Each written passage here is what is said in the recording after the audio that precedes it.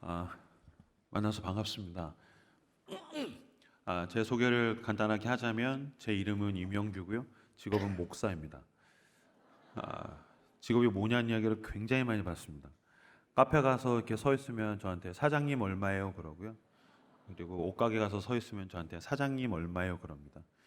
그래도 다행인 거는 제가 4년 전에 교회를 개척하면서 이제 머리를 자른 겁니다. 그 전에는 제가 머리를 이만큼 이제 길렀습니다.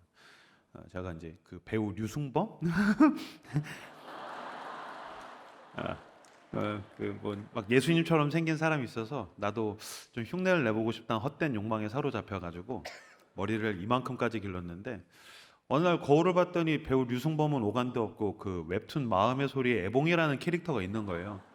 이거 어떻게 해야 되지? 그래가지고 이제 머리를 잘랐더니 어디 갔더니 목사님 일본 순사같이 생겼어요. 그러고 그다음에 이제 제가 공식 별명이 있는데 저는 청소년 사역자 출신입니다. 중고등부 사역하다가 청년 사역하다가 교회를 개척을 했는데 이명규 목사님 나오시겠습니다. 그래서 지금처럼 이렇게 쭈벅쭈벅 가가지고 이렇게 섰더니 앞에 있는 중학생 녀석이 뭐 하시는 분이세요? 그러는 거예요. 그래서 야 뭐 한 사람 같이 생겼냐? 그랬더니 그 녀석이 저한테 홍대 카페 주인 같이 생겼어요. 그랬어요. 그래서 너 홍대 카페 가봤어? 그래서 안 가봤는데요. 그래서 어떻게 알아? 그렇게 생겼어요. 그래가지고 이제 제 별명은 홍대 카페 주인이 제 공식 별명이고요. 아내랑 같이 딸 둘 키웁니다. 10살짜리하고 7살짜리. 요새 이제 기도 제목은 그 7살짜리 막둥이가 드디어 뽀로로의 세계를 탈출을 했는데 캐치 티니핑의 세계로 들어가면서부터 고난과 기도가 이제 계속해서 이어지고 있어요. 뽀로로가 있었을 땐 그나마 그 장난감들이 많아서 다행인데 이제 캐치 티니핑을 다시 계속 사기 시작하니까 미쳐버리겠어요. 어찌됐든 이제 그런 시간을 지나고 있고 4년 전에 라이트하우스 서울숲이라는 이름의 교회를 이제 개척을 했는데 4년 전에 야심차게 공간도 없이 돈도 없이 청년들 15명 데리고서 음향회사 창고에서 하나님 당신이 원하시는 교회를 세우겠습니다라고 용기 있게 개척을 했더니 비웃기라도 하듯이 코로나가 왔어요. 그래서 3년 동안 죽을 뻔했는데 하나님께서 복을 주셔가지고서 지금은 출석으로 한 230명 정도 모이는 네, 감사합니다. 그런 교회를 개척하고 있습니다. 개척해서 담임하고 있습니다. 저희 교회는 90%가 20대 후반에서 30대 후반이에요. 청년들이 많이 모이는 교회인데 제가 이렇게 경산중앙교회 새벽 집회를 오니까 두 가지에 대해서 마음이 굉장히 뜨겁습니다. 첫 번째는 어른분들이 이렇게 막 모이셔서 새벽에 뜨겁게 예배를 드리고 기도한다라는 모습이 제 마음이 굉장히 뜨겁습니다. 기도의 용장이신 어르신분들이 우리 교회도 이런 권사님들 있었으면 좋겠다. 이런 집사님들, 장로님들 계시면 좋겠다. 진짜 다 바구니에 넣어서 제가 훔쳐가고 싶어요. 제가 훔쳐가면 우리 김종호 목사님 저 미워하실 것 같은데 다 데려가고 싶을 정도로 이렇게 이런 기도하시는 분들이 계셔서 이렇게 교회가 뜨겁구나 이게 제일 부럽고요. 두 번째로는 이렇게 아이들 데리고 와서 예배드리는 모습이 제 마음이 너무 뜨겁습니다. 물론 이제 애들 막 졸고 있는 애들도 있고 자고 있고 막 그러기도 한데 제가 믿는 게 있습니다. 저는 목사 아들로 컸어요. 저희 아버지는 목사님이에요. 저는 24살에 회심을 했지만 저는 평생 목사 아들로 컸습니다. 저한테는 종교의 자유가 없었어요. 대한민국 헌법에 모든 한국인에겐 종교의 자유가 있지만 전 없죠. 제가 만약에 아버지한테 가서 아버지 대한민국 헌법에 종교의 자유가 있대요. 나도 종교의 자유를 찾고 싶어요. 그러면 우리 아버지가 넌 맞고 싶다는 얘기 되게 고급지게 표현한다. 그죠? 종교의 자유가 없죠. 저는 출연회를 빠져본 적이 없습니다. 당연하죠. 우리 엄마가 먼저 출연회비를 냈어요. 엄마 나 수련회 안 갔고 이놈 새끼 네가 어떻게 수련회 안 가? 그냥 막 누가 찔러버릴까 보다 무슨 그냥 수련회 무조건 가죠. 근데 제가 24살 때까지 신앙이 없었음에도 불구하고 제 몸에 배어 있는 게 무서운 겁니다. 그 진짜 무서운 겁니다. 여러분 아이들 제 설교 들으면서 뭐 여기서 웃을 수도 있고 감동받을 수도 있고 뭐 엄마 아까 그 안경 쓴 카페 사장 목사님 설교 재밌었어 뭐 그럴 수도 있겠지만 아마 오늘 소고기 국이 기억이 날 확률이 더 높을 겁니다. 제가 설교 뭐 얼마나 기억나겠습니까? 그런데 새벽에 형규야 기도하러 가자라는 엄마의 목소리는 몸에 남는 줄로 믿습니다. 아멘. 그죠? 깨우는 겁니다. 아침에 일어나는 그 새벽의 공기, 차를 타고서 어두운 주차장에서 차를 내려서 들어왔더니 막 뜨겁게 예배 드리고 있는 그 열기가 아이들의 몸에 남는 겁니다. 그리고 그때 내가 거기에 있었어. 그게 몸에 남는 겁니다. 제가 2002년 월드컵 때 제가 24살 때 군대에서 휴가 나와서 제가 그때 거기 있었다는 거 아닙니까? 2002년 월드컵 내가 그때 거기 있었어. 그때 무슨 경기도 기억이 잘 안 나고 그러는데 그 느낌이 남는 겁니다. 마찬가지로 여러분, 신앙의 교육이 전수된다고 했었을 땐 경험이 남는 겁니다. 몸에 남는 게 무서운 겁니다. 어렸었을 때 왜 먹은 거 나중에 나이 들면 또 먹고 싶지 않습니까? 그죠? 어렸었을 때 그 지긋지긋했거든요. 아, 엄마 나 그놈의 수제비 좀 먹기가 싫어. 나 그놈의 그거 김치찌개 나 진짜 싫어. 근데 아내가 저한테 여보 뭐 먹고 싶어? 나 수제비 먹고 싶어. 여보 뭐 먹고 싶어? 나 김치찌개 먹고 싶어. 어렸을 때 먹은 게 몸에 남는 겁니다. 마찬가지로 여러분들이 자녀를 데리고 와서 기도하고 안수하고 끌어안아주고 이 몸에 남은 것이 그 아이를 하나님의 사람으로 키워내는 줄로 믿습니다. 아멘. 저는 오늘 하나님을 소유하라라는 제목으로 함께 하나님 말씀을 나누려고 합니다. 우리가 신앙의 교육을 전수하여서 물론 성인이 된 우리도 그렇지만 아이들 한 사람 한 사람이 유아기 때 또한 소년, 청소년기 때 또한 청년의 시기 때를 거치면서 하나님을 소유하는 사람이 되기를 바랍니다. 우리나라 보니까 굉장히 재밌는 의식이 있습니다. 한국 사람들이 굉장히 공동체 의식이 강력합니다. 공동체 의식. 그래서 우리나라 사람들은 말 끝마다 대명사로서 무슨 말을 쓰냐면 우리라는 말을 굉장히 많이 씁니다. 우리는 말 끝마다 우리라고 합니다. 집을 뭐라고 표현합니까? 내가 살고 있는 집을 우리 집이라고 표현합니다. 당연히 우리 집 아닌가요? 아니죠. 여기 청소년분들, 꼬맹이들, 거기가 어떻게 니네 집입니까? 거긴 너네 아버지 명의로 된 집입니다. 거기에 너는 그냥 무상 거주하고 있는 거예요. 그냥 아빠가 그냥 은혜를 베풀어서 사는 거지 우리 집이 아니죠. 근데 우리 집이라고 얘기해요. 그다음에 우리가 살고 있는 나라도 우리나라, 이 교회도 우리 교회, 다 우리라고 얘기합니다. 당연한 거 아닙니까? 아니죠. 미국 사람들은 뭐라고 얘기합니까? 내가 살고 있는 집을 my home이라고 얘기하고 내 나라를 my country라고 얘기하죠. my church, 내 것이라고 이제 나에 대해서 my라는 형용사를 쓰는데 우리나라 사람들은 다 우리라고 이야기합니다. 그 우리나라 사람들은 다 우리라고 이야기하는가? 제가 곰곰이 따져보니까 그렇지만은 않다는 것을 알게 되었어요. 별로 크게 나랑 연관이 없는 건 우리라고 이야기하고요. 진짜 내 피부에 와닿고 내가 좋아하는 건 내 거라고 이야기한다는 사실을 제가 알게 되었습니다. 먼저 고등학생들이, 저도 이제 남자 고등학생 출신이니까요. 고등학생이 지 친구를 집에 데리고 갈 때 뭐라고 얘기합니까? 야, 오늘 학교 끝나고 우리 집 가자 그럽니다. 우리 아버지 명의로 된 그 집, 내가 무상 거주하고 있는 그 집에 야, 우리 집 가자라고 얘기해요. 그럼 우리 집에 가면 저만 해도 저랑 제 남동생 형제로 컸는데 집에는 방이 하나가 있어요. 그 방은 저와 남동생이 공유하라고, 쉐어링하라고 준, 아버지가 너네 형제가 사이좋게 쓰라고 준 방이 있는데 그 방, 우리 방을 향해서는 우리 방이라고 얘기 안 합니다. 우리 집에 가서 야, 여기가 내 방이야 라고 이야기합니다. 여긴 내 방이야. 그럼 내 방에 가면 아버지가 우리 형제가 나란히 공유하라고 준 컴퓨터가 있어요. 그 컴퓨터는 분명히 공유하라고 준 컴퓨터예요. 근데 그 컴퓨터 우리 컴퓨터라고 얘기하지 않습니다. 뭐라고 합니까? 내 컴퓨터라고 얘기합니다. 그러니까 우리 집에 가면 내 방에 내 컴퓨터가 있는 거예요. 근데 문제는 내 방에 내 컴퓨터에서 내 동생이 지금 오락을 하고 있다, 게임을 하고 있다는 게 문제인 거예요. 그러면은 동생아, 사랑하는 동생아, 아버지가 공유하라고 준 방에서 공유하라고 쓴 그 컴퓨터를 지금 너가 함께 사용을 하고 있구나라고 얘기하지 않죠. 내 컴퓨터에서 꺼져라고 이야기합니다. 형 지금 친구랑 같이 왔잖아. 내 컴퓨터에서 꺼져. 나 게임할 거야. 아니야 형, 내가 할 거야. 내 차례. 아니야, 이 게임 중독자. 넌 하루 종일 게임했어. 그래서 저 같은 경우는 그 콘센트를 뽑아버렸었어요. 너무 악랄하죠. 그 뽑아서 꺼져! 하고서 쫓아낸단 말이죠. 그러니까 자기가 진짜 좋아하는 거는 내 거라고 이야기하고 별로 안 좋아하는 건 우리 거라고 이야기합니다. 그 여자들도 여성들도 마찬가지입니다. 자매가 이렇게 사이좋게 있으면은 가방을 사주면은 내 가방이야. 화장품을 사주면은 내 화장품이야. 진짜 좋아하는 건 내 거라고 얘기해요. 저는 지금도 사실 이해가 잘 안 되는데, 저도 청소년 생각할 때 여자애들 보면 중딩들, 이렇게 고딩들도 이렇게 세 명이 늘 같이 다녀요. 얘는 삼위일체예요. 늘 항상 같이 다녀요. 근데 화장실도 같이 가요. 난 왜 화장실을 같이 가는지 모르겠어요. 가서 똥냄새를 공유하는 건가? 근데 화장실도 같이 갈 정도로 삼위일체예요. 그럼 늘 같이 다녀요. 그럼 얘네가 삼위일체인데 얘네가 연애를 하는 순간 균열이 생기기 시작합니다. 그죠?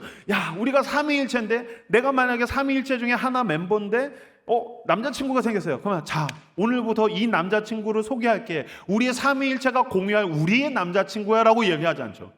그죠? 어머, 얘가 우리의 남자친구구나. 무슨 소리야. 내 남자친구야, 시끼야. 막 그러면서 싸우게 되는 거죠.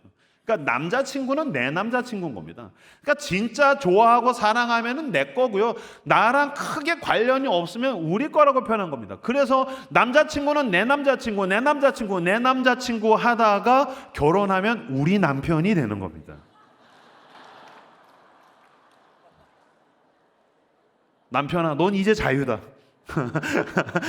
넌 이제 자유의 영역으로 가라. 널 풀어줄게. 그래서 내 남자친구 하다가 누굽니까? 우리 남편입니다. 공유합시다. 아니면 네 가져라. 뭐 이렇게 가는 건데 어찌됐든 그러니까 진짜 좋아하면 내 것이고 나랑 크게 연관이 없으면 우리라고 표현합니다. 이 교회는 물론 우리가 습관적으로 우리 교회라고 이야기하지만 내 교회가 되시길 주님의 이름으로 축복합니다. 아멘. 믿음이란 무엇입니까? 우리의 영역에 있던 하나님이 나의 하나님이 되는 것입니다. 믿음은 공적 영역에 있는 하나님을 사적 소유로 전환하는 것입니다. 저는 사회학과 출신이기 때문에 이런 말 쓰는 걸 굉장히 좋아합니다. 무슨 말이냐면요, 하나님은 공적 영역에 있어요. 보세요, 하나님이 천지를 지으셨어. 대한민국 사람 중에 이 말 모르는 사람은 없습니다. 예수 천국 불신 지옥이라는 말을 모르는 사람 아무도 없습니다. 교회를 다니지 않을지라도 신앙이 없을지라도 하나님이 천지를 창조하셨어. 예수 천국 불신 지옥이라는 말을 모두가 알고 있습니다. 그 정도 영역에 있는 것을 가지고 신앙이 있다라고 이야기할 수만은 없습니다. 성경에서 구약에서 하나님께서 굉장히 자주 말씀하시는 대목이 있는데 어떤 말씀을 많이 하시냐면 너희는 내 백성이 되고 나는 너희의 하나님이 되리라 라는 이야기를 굉장히 자주 하십니다. 너희는 내 백성이 되고 나는 너희의 하나님이 되리라. 영어 성경은 훨씬 더 직관적입니다. You will be my people, I will be your God. 전 이 말이 너무 직관적인 것 같아요. 하나님이 저한테 이야기하신 거, 형규야, 하나님, I will be your God. 난 너의 하나님이 되길 원해. 맞습니다. 믿음이 있다는 건 하나님, 당신은 나의 하나님입니다. 온 우주에 있던 그 하나님, 전지전능하시던 하나님이 내가 성령이 임하고 예수 그리스도를 만나던 날 나에게 개인적 사적인 그 영역에 오셔서 나의 하나님이 되신 것입니다. 아멘. 그러니까 우리 영역에 있는 하나님은 그냥 내버려 두는 것이 아니라 하나님은 나의 하나님이십니다. 공적 영역에 있는 하나님의 사적 소유로 전환되는 것을 믿음. 당신은 오늘부로 나의 하나님입니다. 나의 하나님, 난 하나님을 놓치지 않을 것입니다. 이 하나님과의 사적인 관계로 진입하는 것을 믿음이라고 이야기한다는 것입니다. 그래서 신약에 가면은 이것을 너희는 그리스도의 신부다라고 이야기를 합니다. 믿음을 가지는 것은 그리스도의 신부가 된다는 것입니다. 이것은 얼마나 사적인 표현입니까? 이것을 결혼으로 표현했습니다. 우리가 그리스도의 신부를 결혼으로 표현을 했어요. 제가 결혼을 할 때 제 아내가 이제 박찬미인데 박찬미라는 한 여인을 만나서 제가 사랑을 하게 되고 제가 결혼을 했습니다. 그래서 이제 결혼식을 하면 저도 매달 주례를 하고 있는데 그 결혼 10계명 같은 걸 서로 고백하지 않습니까?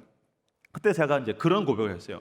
오늘부로 수십억 지구 여자 가운데 박찬미만 칼라고 나머지 여자는 다 흑백입니다. 너무 남사스러운 것 같아요. 근데 딴에는 되게 멋있다고 생각했었어요, 그게. 근데 여러분, 그쵸? 한 여인이 컬러풀해지는 거예요. 그전에는 모두가 칼라의 대상 가운데 있었었는데 제가 한 사람을 사랑하면서 그 사람만 스페셜해진 거예요. 그 사람만 스페셜해지고 그 사람만 칼라가 되고 나머지는 흑백이 되는 것입니다. 맞습니다. 여러분, 사랑은 유일한 것입니다. 하나님께서 우리에게 요청하시는 그 사랑은 유일성의 사랑입니다. 그래서 하나님이 뭐라고 얘기하십니까? 난 질투하는 하나님이다. 나만 너에게 컬러풀해졌으면 좋겠어. 나만 너에게 스페셜해졌으면 좋겠어. 근데 하나님도 칼라고, 돈도 칼라고, 명예도 칼라고, 능력도 칼라고, 인간도 칼라고, 다 컬러풀해지면 하나님이 나는 도대체 너에게 뭐냐? 라고 이야기하실 수 있다는 것입니다. 믿음은 하나님만 스페셜해지는 거고 하나님만이 칼라가 되는 것입니다.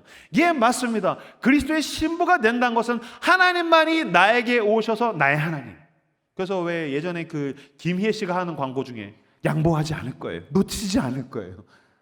하나님만이 나에게 오셔서 나의 하나님, 당신만이 나에게 스페셜하신 분, 당신만이 나에게 컬러풀하신 분이라는 것입니다.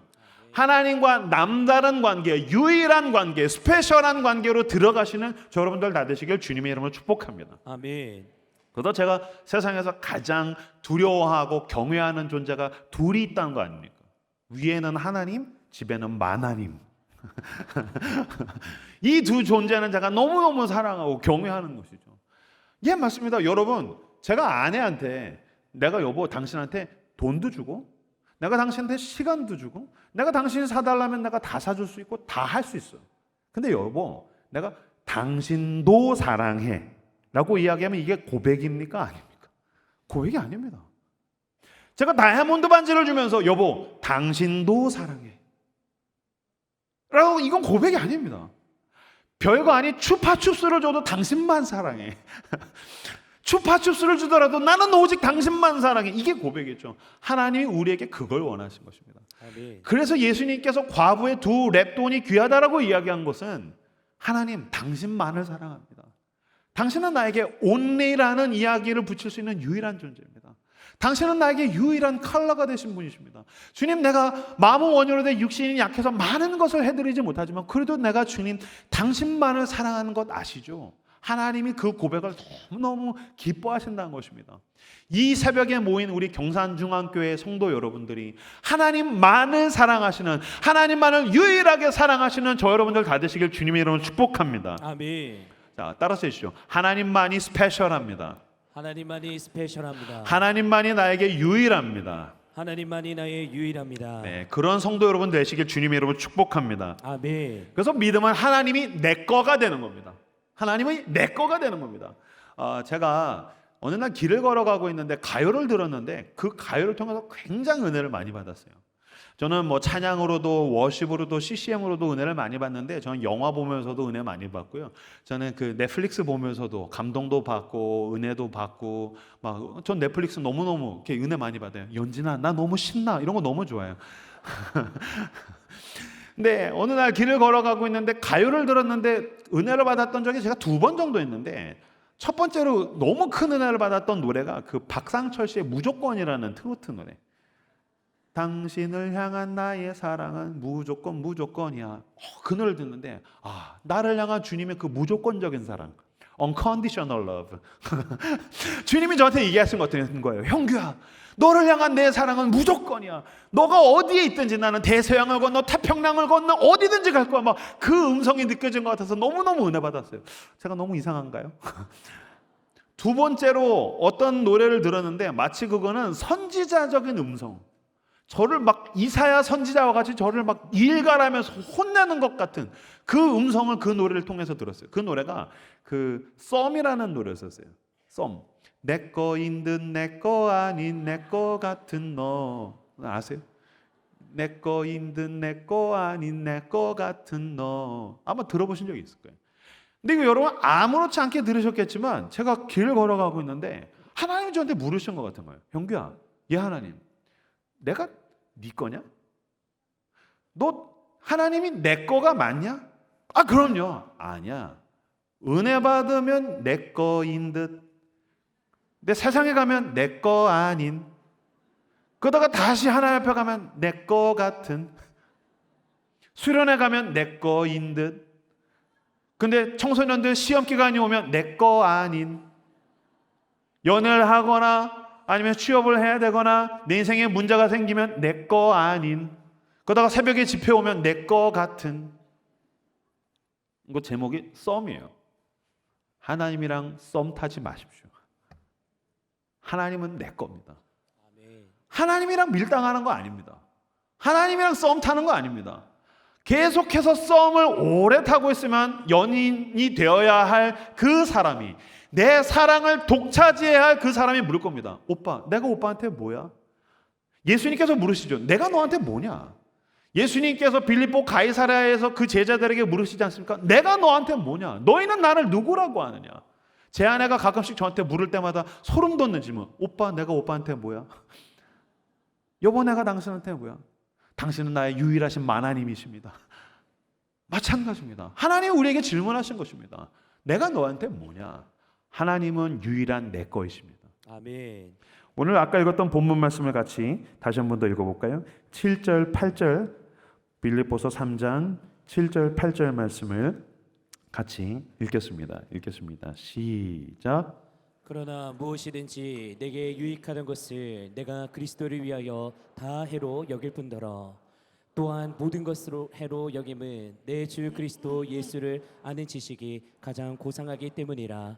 내가 그를 위하여 모든 것을 잃어버리고 배설물로 여김은 그리스도를 얻고. 아멘. 아멘.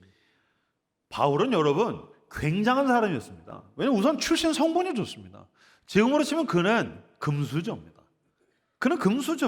그리고 금수저 중에서도 굉장히 빠르게 출세의 성공 가도를 달려간 사람입니다.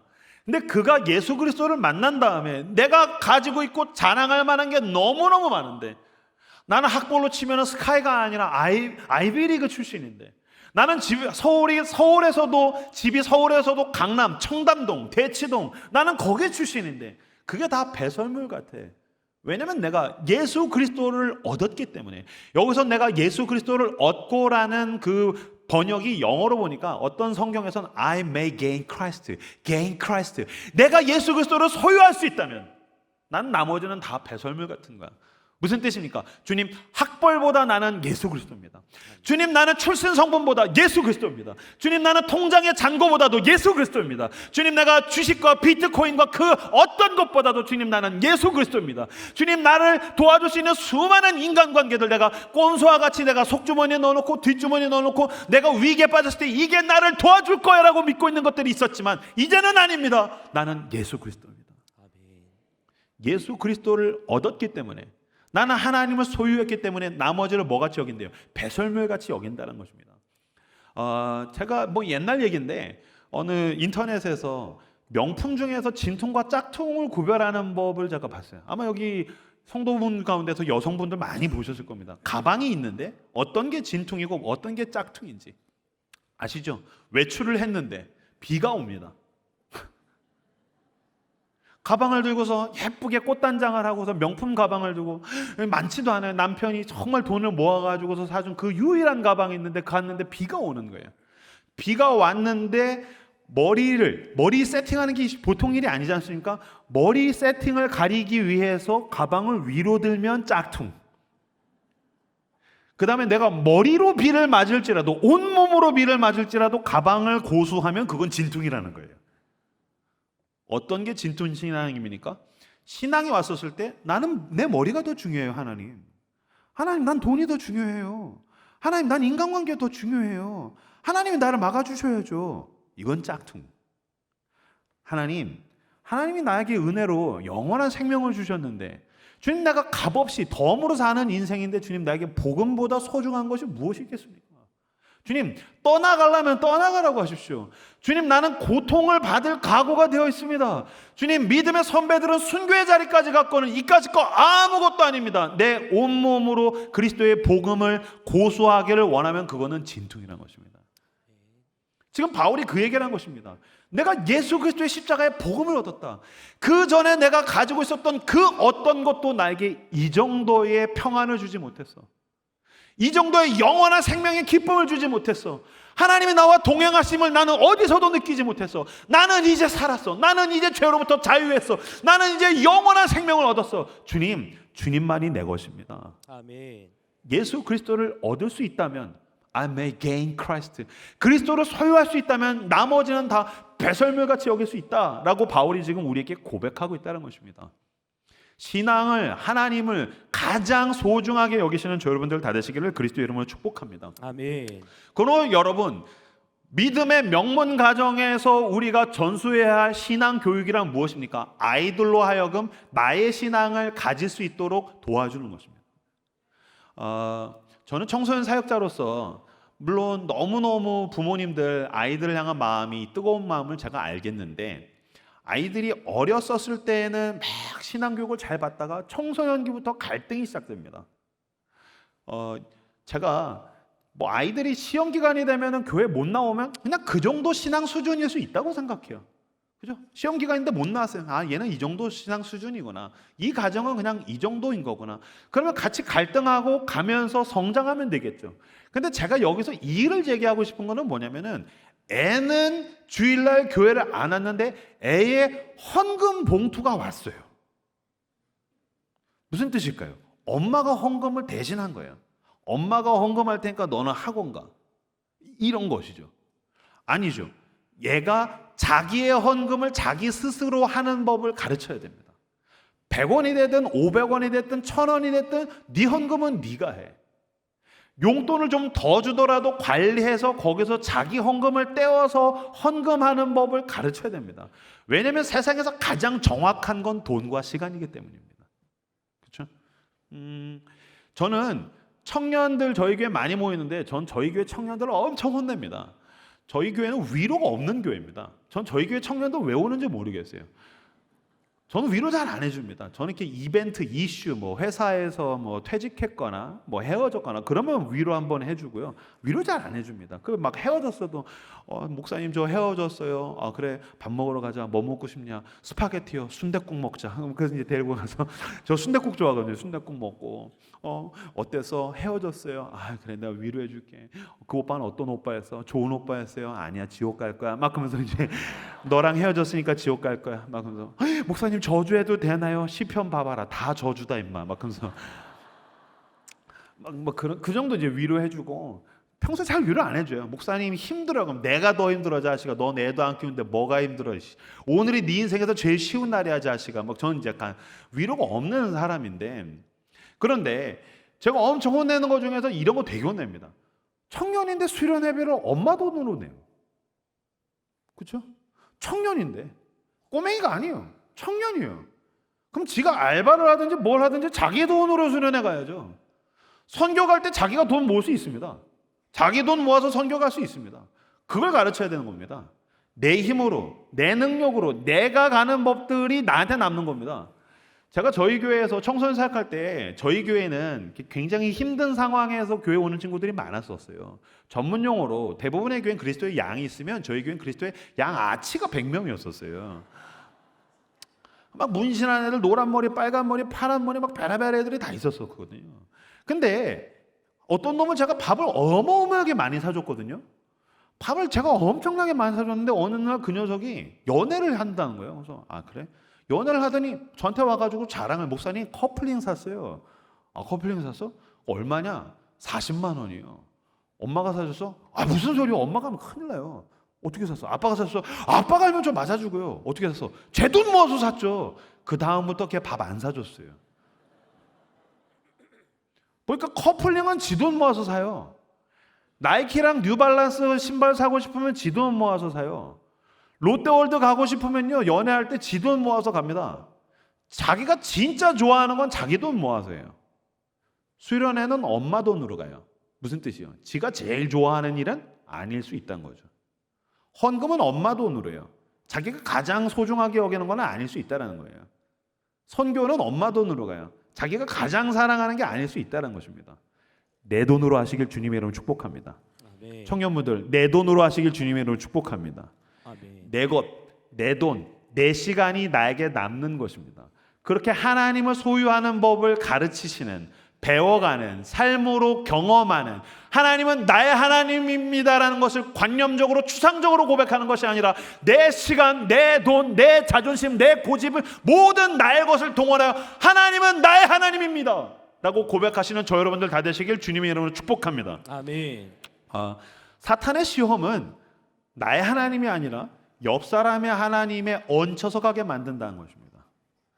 아마 여기 가운데 이제 기독교 집안, 기독교 명문 가정, 대를 이어서 신앙이 전수되어 오는 집안들은 아마 너 교회 가지 마라는 시험을 직접적으로 받는 일은 별로 없을 겁니다. 너 교회 가면 죽을 줄 알아. 너 교회 가지 마. 너 교회 가면 안 돼. 이런 일 경험하는 일 별로 없을 겁니다. 대신 사탄이 교묘하게 그걸 바꿉니다. 교회 가. 예배 드려. 대신 옆 사람의 믿음에 얹혀서 가. 다시 사적인 하나님을 공유의 영역에다가 슬그머니 얹혀다 놓는 겁니다. 희한하지 않습니까? 저 청소년 사역할 때 청년 사역하면서 그런 거 많이 봤습니다. 옆에서 친구가 큐티하면 지가 흐뭇해해요. 자긴 큐티 안 하거든요. 근데 옆에서 큐티하면 너 큐티하는구나 하면서 막 자기가 흐뭇해요. 그래서 제가 물어요. 너 큐티하니? 저는 안 해요. 자기는 안 하는데 옆 사람이 큐티하면 자기가 막 흐뭇해하는 거예요. 그걸 교묘하게 얘가 큐티하니까 너도 하는 것처럼 거기다가 사탄이 얹혀가게 만든다는 겁니다. 경산중앙교회 제가 이 새벽에 이렇게 뜨겁게 예배드리는 거 제가 너무너무 감동받았습니다. 이거 진짜 대단한 저력입니다. 세상에 이렇게 뜨겁게 기도하고 새벽부터 모일 수 있는 교회 대한민국의 10손가락에 꼽힐 겁니다. 10손가락이 뭡니까? 한 손에 꼽힐 겁니다. 근데 이렇게 좋고 훌륭한 교회를 다닐 때 오히려 반대로 시험에 들 수 있다는 점도 아셔야 됩니다.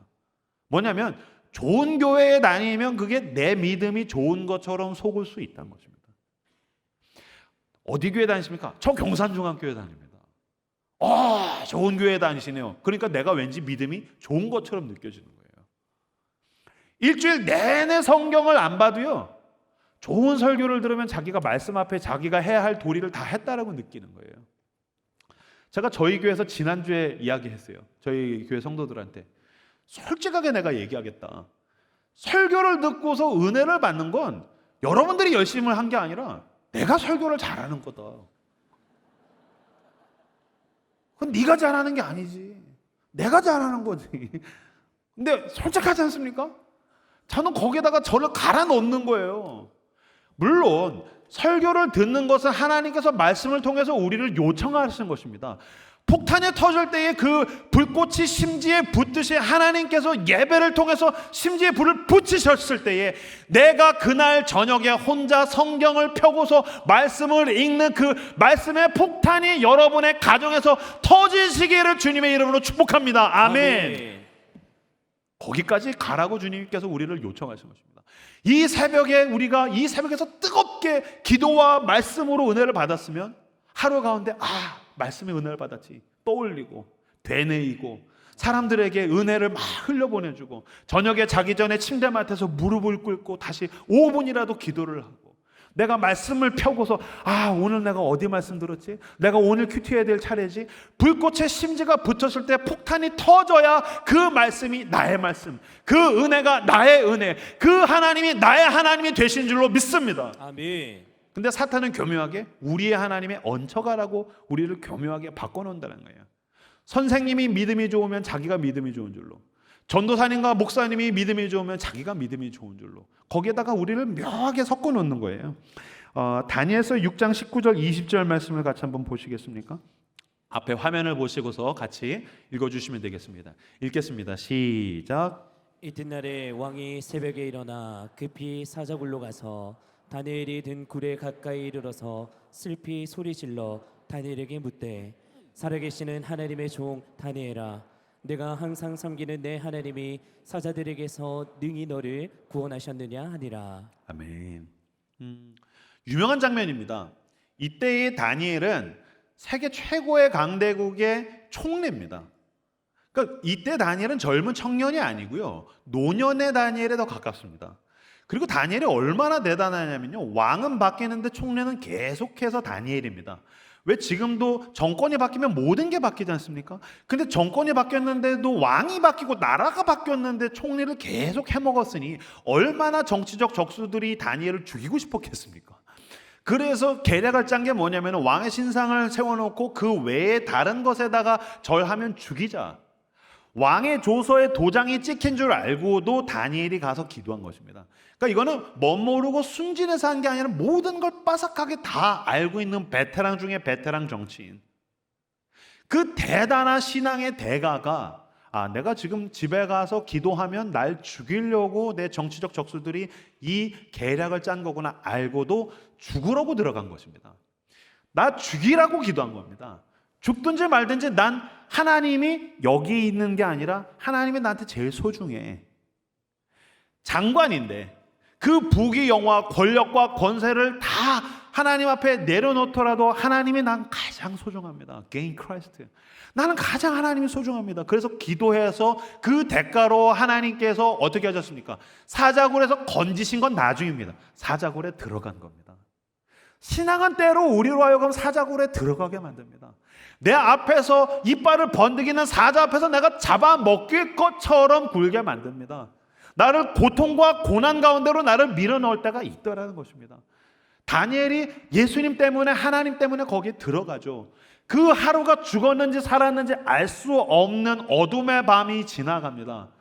근데 그 밤에 왕이 다니엘을 너무너무 아꼈기 때문에 밤에 잠을 못 자는 거예요. 그러니까 왕이 너무 순진했어요. 내가 이 조서에 도장을 찍는 게 내가 사랑하는 다니엘을 죽음으로 사지로 몰아넣는 건 줄 내가 몰랐어. 다니엘 죽기만 해봐 이 나머지 왼수들 다 죽여버릴 줄 알아. 그러면서 밤에 전전긍긍을 하는 거예요. 왜? 우리가 너무 힘들면 어떻습니까? 밤에 잠을 잘 못 자죠. 너무 힘들면 어떻습니까? 밥이 입에 잘 안 넘어가죠. 계속 긴장하고 심장이 뛰지 않습니까? 그래서 우울증이 오고 공황장애가 오는 거 아닙니까? 내가 심장이 왜 이렇게 뛰지? 내가 왜 밤에 이렇게 불안하지? 잠이 안 오지? 너무 힘들면 그럽니다. 그 왕이 그런 거예요. 근데 여러분, 제가 지금 쉽게 얘기하는데 왕이 밤에 잠을 못 자요.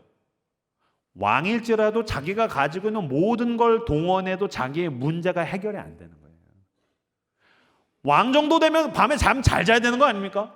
어떤 일이 있어도 왕 정도 되면 잠을 잘 자야 되는 거잖아요. 그래서 우리가 주식이 올라가길 원하는 거 아니겠습니까? 땅값이 올라가길 원하는 거 아니겠습니까? 자녀들에게 좋은 대학을 보내려고 하는 거 아니겠습니까? 그런데 왕일지라도 모든 걸 다 가져도 자기 인생에 닥친 그 고난 앞에서 밤에 잠을 못 자는 거예요. 그 밤에 잠을 못 자고서 그 이튿날에 왕이 새벽에 일어나 급히 사자굴로 가서, 새벽에 일어났다는 건 이거 그냥 잠을 못 잔 겁니다. 그래서 동이 트자마자 달려간 거예요.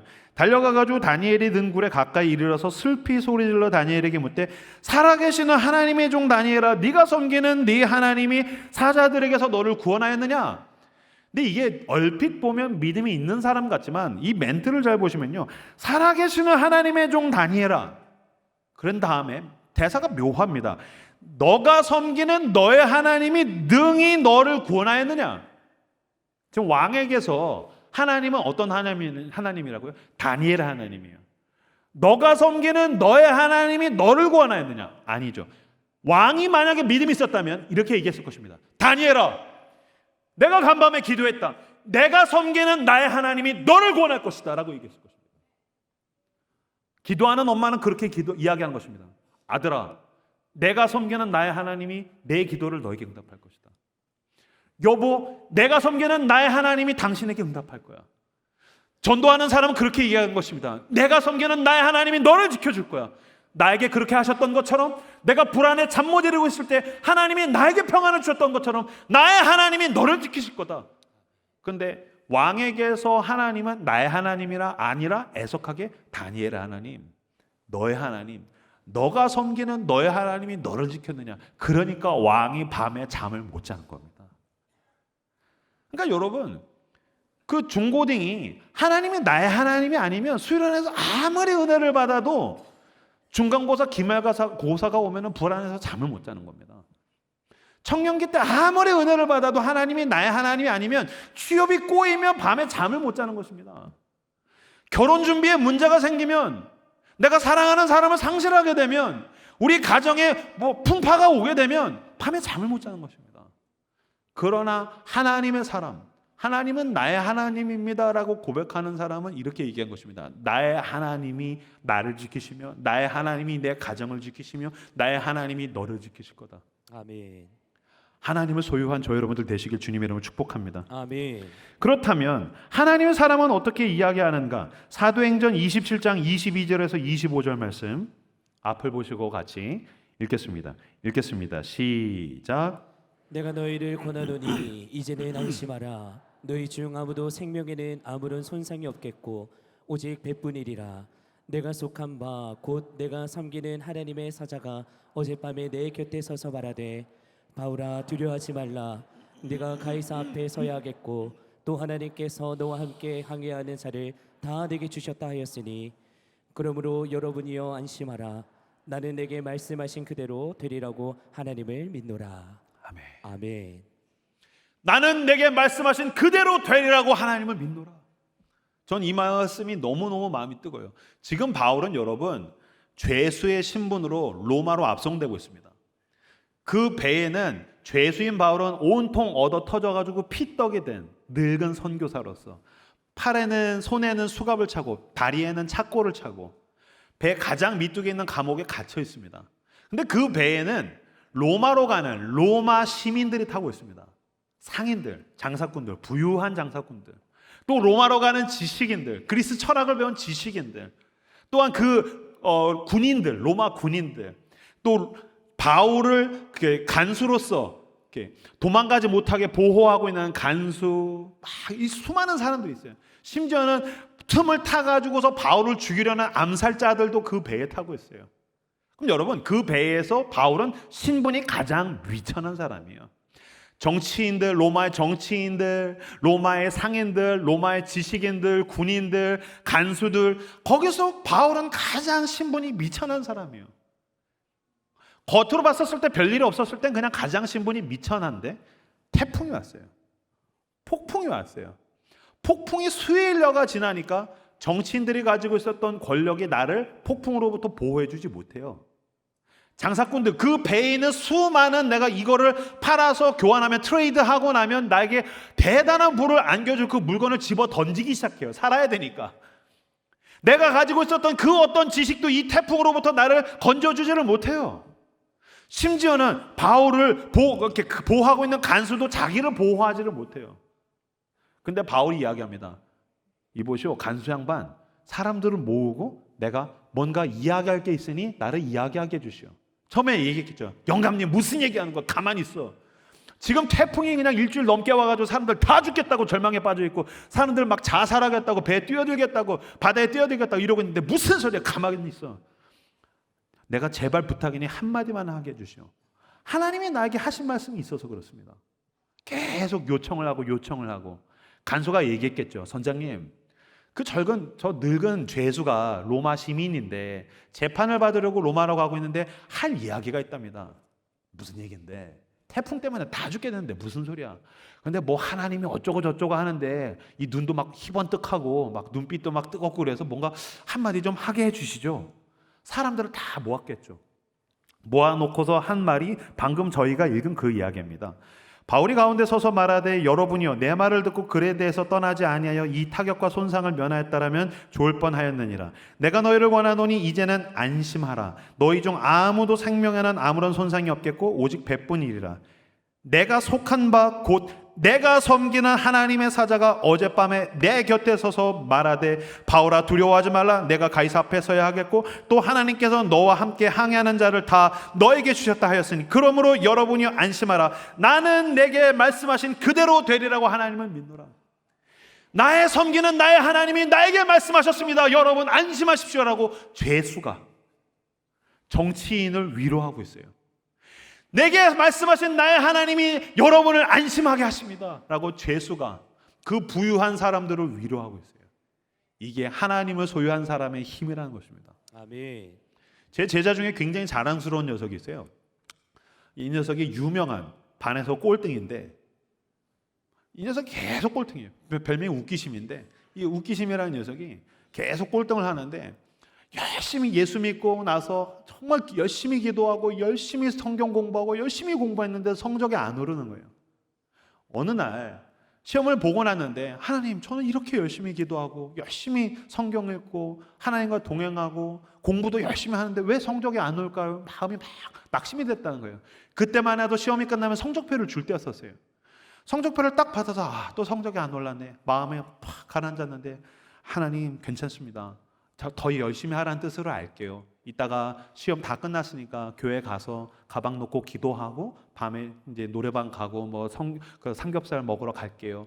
그래서 오케이, 그래, 더 열심히 하자. 그러고서 책상에서 고개를 탁 들었는데, 그 반에서 성적표 받은 애 중에서 제일 표정이 안 좋은 한 사람을 보게 됩니다. 누굴까요? 여러분, 시험이 끝나고 나서 좌절하는 애는 꼴등이 아닙니다. 꼴등은 사실은 버케이션에 가까워요. 축제예요. 그 반에서 시험이 끝나고 나서 가장 기분이 안 좋은 애는 누굴까요? 2등이죠. 반에서 2등 하는 애. 그래서 여러분 공포영화 보면 2등이 1등을 죽이지 않습니까? 2등이죠. 2등이 고개를 쫙 쳐박고 막 거의 울먹울먹하고 있던 거예요. 난 왜 2등이야? 난 왜 맨날 3등이야? 왜 1등을 하지를 못한 것은 너무너무 낙심을 하고 있더라는 거예요. 순간 이 꼴등을 하는 웃기심에게 성령이 임했어요. 정말 성령이 임했어요. 성령이 아니고서는 그럴 수가 없어요.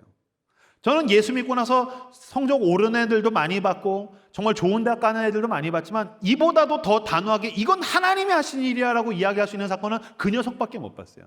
그 자리에서 하나님의 성령께서 무릎에 힘을 주시고 벌떡 일어나서 그 반 2등을 향해 뚜벅뚜벅 걸어가기 시작했어요. 그리고 가가지고서 어깨를 툭툭 쳤어요. 2등이 막 울먹울먹거리면서 1등 죽여버릴 거야. 1등 진짜 짜증난다. 왜 1등이 아니야? 근데 누가 내 어깨를 툭툭 치니까 고개를 딱 들어보니까 우리 반 꼴등이에요. 그래서 뭐야? 그랬더니 걔가 친구야 힘내. 우리 목사님이 그러는데 성적이 다가 아니래. 하나님이 널 사랑하셔. 무슨 말도 안 되는 헛소리야. 내가 너 빵 사줄까? 나랑 매점 갈래? 그리고 데리고 가서 빵을 사주는 거예요. 이 반에서 2등도 어이가 없는 거예요. 지금 누가 누구를 위로하는 거야? 지가 뭔데 나를 위로해? 그렇게 빵을 먹으면서 대화한 다음에 그 주일날 반 2등을 꼴등이 전도해서 우리 교회에 왔다는 사실입니다.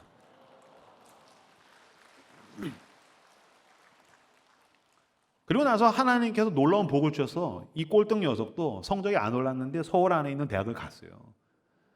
근데 저는 대학을 갔다보다 더 중요한 것은 아무리 좋은 대학을 가도 우리 인생에서 나락에 떨어지는 날이 오죠. 태풍이 옵니다. 그때 무엇이 나를 도와줄 수 있습니까? 나의 하나님입니다. 아멘. 그 하나님을 붙드는 사람은 2등일지라도 좌절할 때 가서 친구야 힘내라. 내가 섬기는 나의 하나님이 너를 사랑하신다. 아멘. 내가 섬기는 나의 하나님이 너에게 응답하실 거다. 나의 하나님께서 나를 지키시는 것처럼 너를 지키신 줄로 믿는다라고 이야기하시는 저 여러분들 다 되시길 주님의 이름으로 축복합니다. 아멘. 말씀을 마무리 맺겠습니다. 교회를 개척하고 제가 웃으면서 4년 동안에 4년 중에 3년이 코로나였습니다라고 했지만 공간도 없고 돈도 없고 제가 얼마나 두려웠겠어요. 얼마나 불안했겠어요. 저는 퇴근하면은 늘 집 근처에 있는 모교에 가서 1시간씩 울었어요. 그때마다 저를 붙들어줬던 말씀이 로마서 8장 31절이에요. 그런즉 이 일에 대하여 우리가 무슨 말하리요? 하나님이 우리를 위하시면 누가 우리를 대적하리요? 자기 아들을 아끼지 아니하시고 우리 모든 사람을 위하여 내주시니가 어찌 그 아들과 함께 모든 것을 우리에게 주시지 아니하겠느냐? 만일 하나님이 우리를 위하시면 누가 우리를 대적하리요? 아멘. 아멘. 만일 하나님이 나를 위하시면 누가 나를 대적하리요? 아멘. 아멘. 그 아들을 아끼지 않고 십자가 위에서 주셨다. 형제야, 아멘. 나는 믿는다. 아멘. 내가 믿는 나의 하나님, 내가 섬기는 나의 하나님, 내가 사랑하는 나의 하나님, 나의 하나님이 나를 지키신 줄로 믿습니다. 아멘. 그 하나님을 소중하게 여기시는 저 여러분들 다 되시길 주님의 이름으로 축복합니다. 아멘. 함께 이 시간 찬양하기 원합니다. 저는 여기 후렴구가 너무너무 마음이 뜨거워요. 주님의 나라와 뜻이 나의 삶 속에 임하시며 주님 알기를 주만 보기를 소망해 거룩히 살아갈 힘과 두려움 없는 믿음 주실 나의 하나님 완전한 사랑 찬양해. 함께 이 시간 나의 사랑 너는 어여쁘고 참 귀하다 함께 찬양하겠습니다.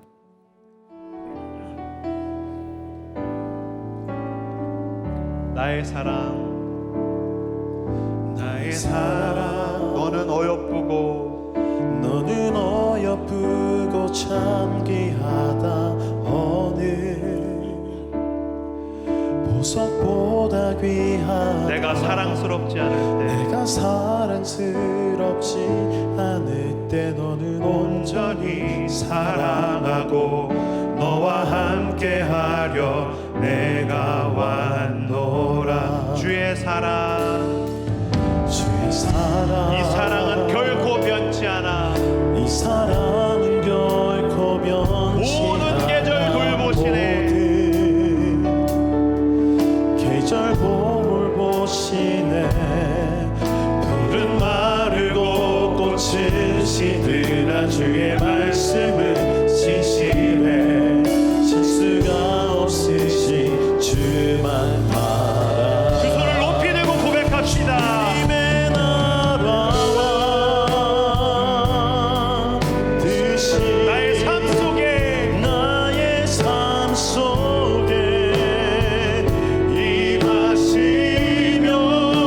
주님 알기